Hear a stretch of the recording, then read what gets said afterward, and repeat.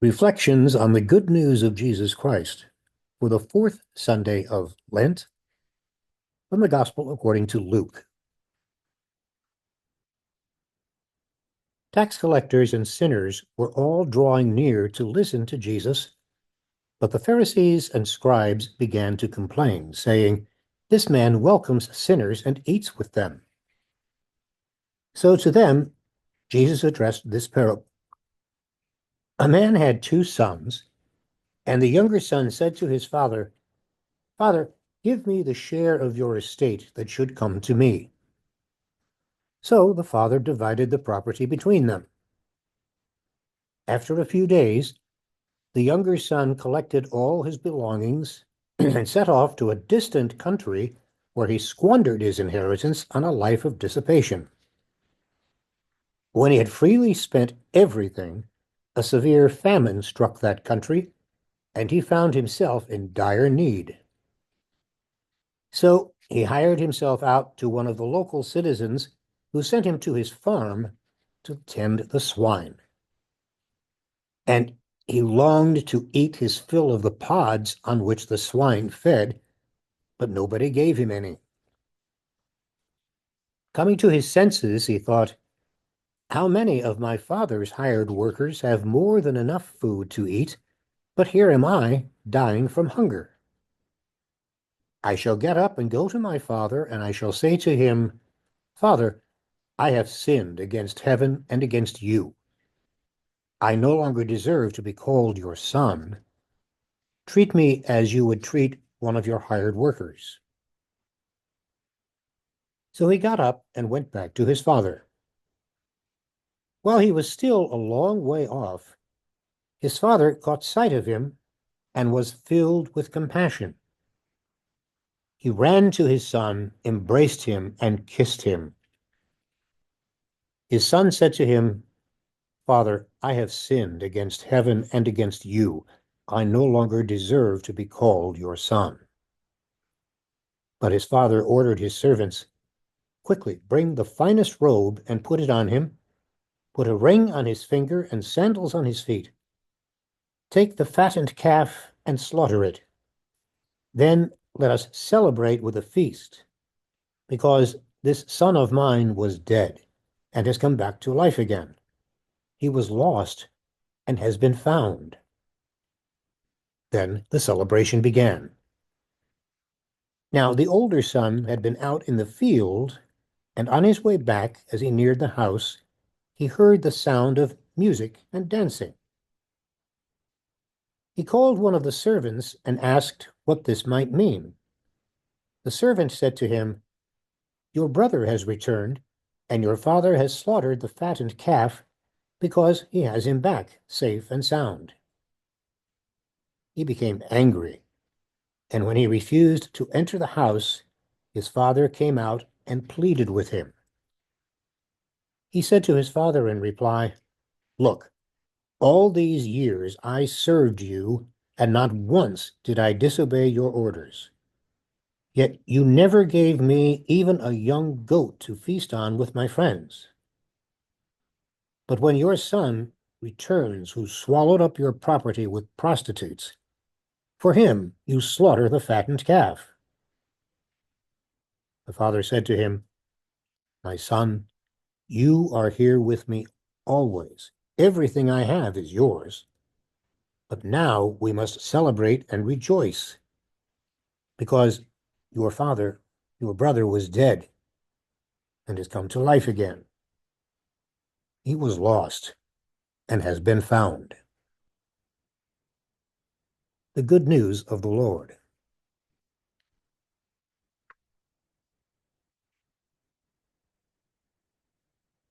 And then what happened? I mean, this is a great story, one of the best that Jesus told, but doesn't it kind of leave you hanging? I can't help but wonder what happened to the two brothers, in particular, the next time they saw each other. My guess is that the younger brother asked the older brother to forgive him for his selfishness, his stupidity. After their father had forgiven him so completely and totally, no questions asked, no conditions imposed, the younger brother probably found it much easier to ask his big brother to do the same. Isn't that the way it is with you and me? That once we have experienced the great sense of freedom that comes from having been forgiven and not having to carry around a burden of guilt anymore, that it becomes much easier to ask others for forgiveness and to offer that same forgiveness as well. But from what Jesus tells us about him, it looks like the older brother would have found it very difficult to be forgiving. After all, he had done everything right, so he thought. He had stayed home. He had slaved for his father, obeying every order given him. He had earned the right to be righteous, or so he thought. He was more mature, more responsible, more dedicated, more faithful than Junior. Just ask him. And because of this, he could not forgive his younger brother for not being as good, as virtuous as he was. He could not forgive his brother for being different. And in that, he is hardly alone. Don't we often assume that others should be just like us and think and act and react just as we do? Obviously, they would be so much happier if they were more like me. And think how much more often they would be right. Being different means, well, just that, being different. Certainly not as good as many of our squabbles and fights and wars, most of our prejudice and hatred begins from our unwillingness to forgive people for being different. Who in your life have you not forgiven for being different? Back to our story. The older brother seems to have been the competitive type. He had competed with his younger brother for their father's love, attention. And it appears as though, even after doing everything right, he had lost the competition. But that is precisely one of the main points of this story. Jesus is telling us to unmask the illusion of our competitive selves, to give up clinging to our imaginary distinctions as sources of identity. I know who I am because I am better than the next person.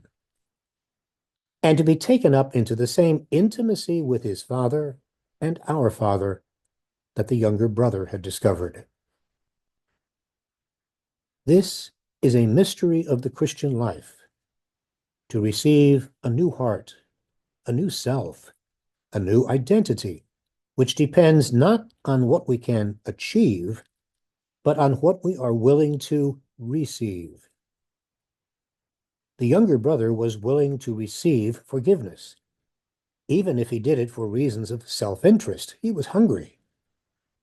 And in return, he was welcomed home, given a fresh start. More important, a new heart. The older brother was not willing to be forgiving, and so he remained outside the celebration, hard-hearted and alone, isolated by his own self-righteousness. Because he had first messed things up really well, but then had been forgiven, the younger brother found that he could be compassionate. Because, on the other hand, he did not see the need to be forgiven for the pride he felt about his own virtue. This guy was proud of his humility. The older brother could not be compassionate. Maybe he needed to go out and do something terribly wrong, but then receive the father's forgiveness. It might just change this guy's entire life. It would probably set him free. When sin leads to remorse and a desire to change, it does just that. It sets us free. And that process of being set free is another name for salvation. God can bring good even from our sin. Isn't that something? The prophets of old, and Jesus himself, describe our God as one who removes guilt and pardons, even destroys sin, who delights in being merciful and compassionate. What is this compassion of God? And what does it mean that we are called to be compassionate? Henri Nouwen gives a good insight into this. Compassion, he writes, is the willingness to go where it hurts, to enter into places of pain, to share in others' brokenness, fear, confusion, and anguish. Compassion challenges us to cry out with those who are in misery, to mourn with those who are lonely, to weep with those in tears. Compassion requires us to be weak with the weak, vulnerable with the vulnerable, powerless with the powerless. Compassion, in other words, means immersing ourselves in what it means to be human. And that is not something we do easily. In fact, quite the opposite. We run from pain and reach for anything we can find that will get rid of it.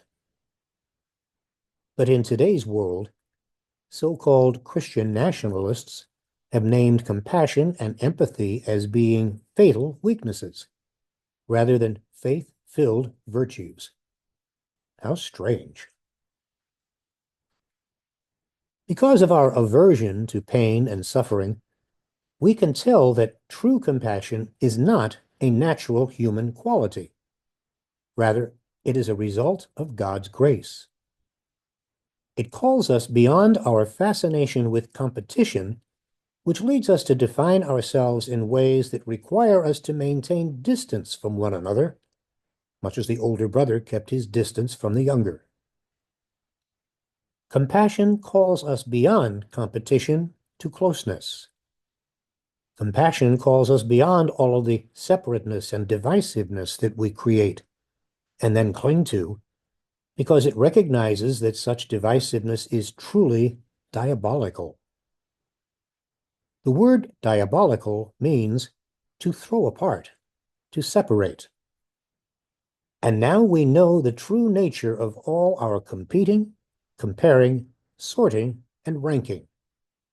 When it is motivated by or leads to divisiveness, it is diabolical. How much we need the gift of compassion in our lives and in our world. Isn't this what we want our families, our church, our society to be? A community in which we are able to get beyond the competition and distance and worship of differences, which is so common in our world, to get beyond all that and to a closeness with one another and with God? Isn't this what we want one another to be? People who can help us become that kind of community because we recognize one another as people of compassion, more concerned with accepting us and being with us rather than judging us and being above us.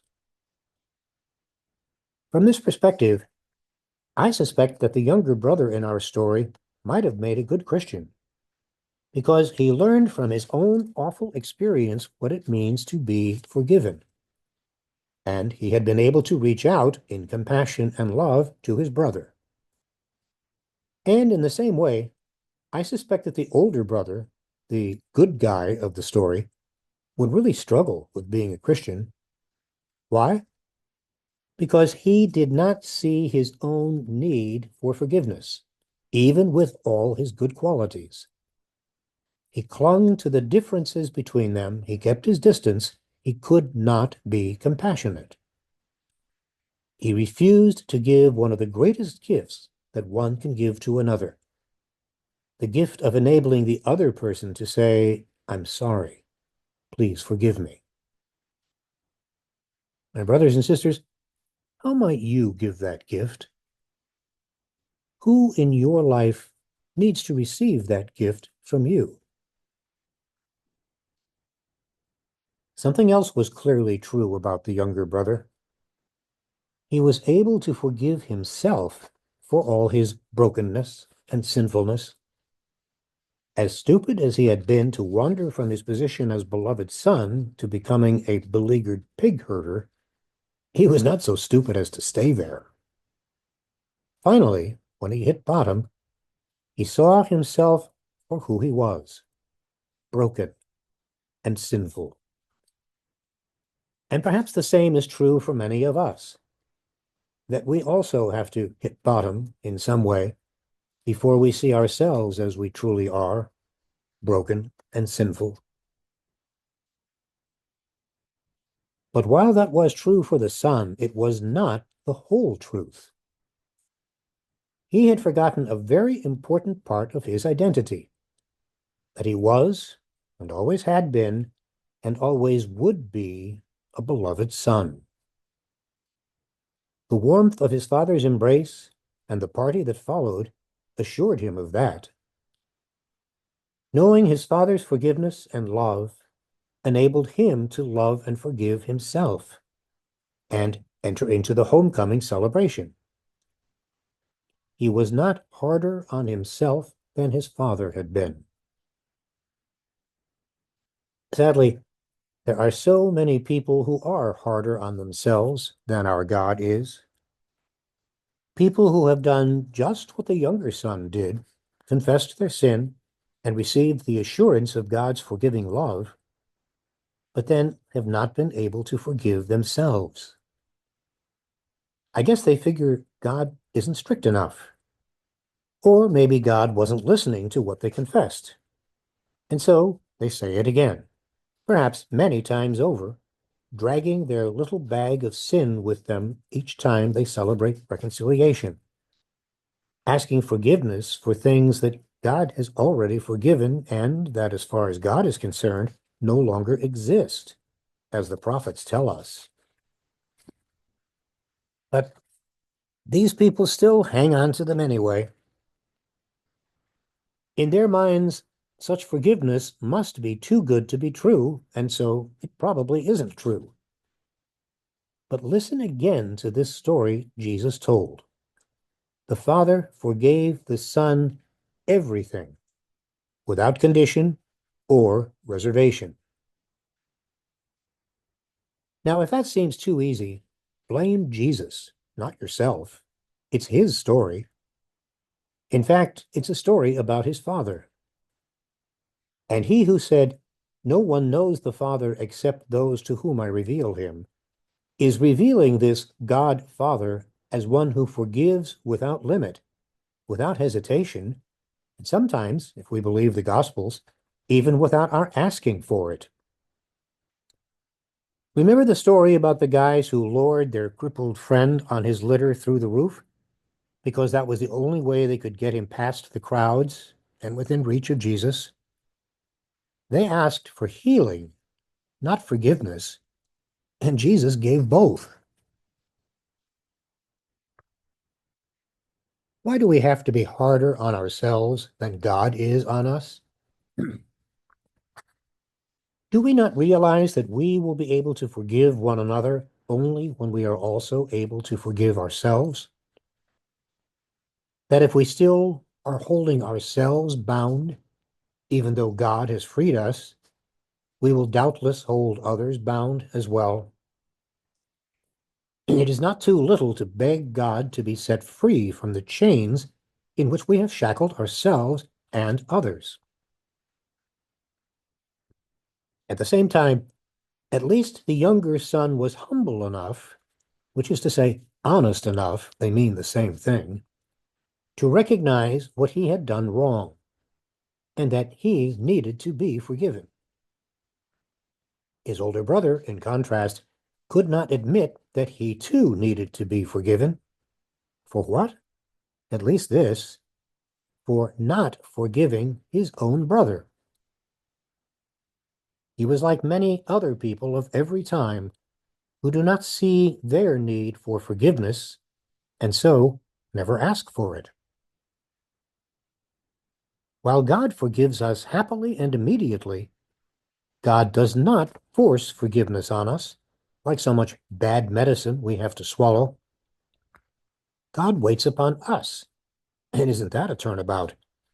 Waits for some sign from us that we are at least interested and open to receiving the gift. God will not violate our freedom to say, no thanks. But I imagine that God weeps when you or I make that decision. Forgiveness between God and me, between me and there are 3 more weeks of Lent. Thanks for listening. And if you know someone else who might benefit from hearing this, please pass it on. And you're most welcome to subscribe to this weekly gospel reflection by going to our website, www.justanother.disciple.com. Once again, www.justanother.disciple.com. Thanks again.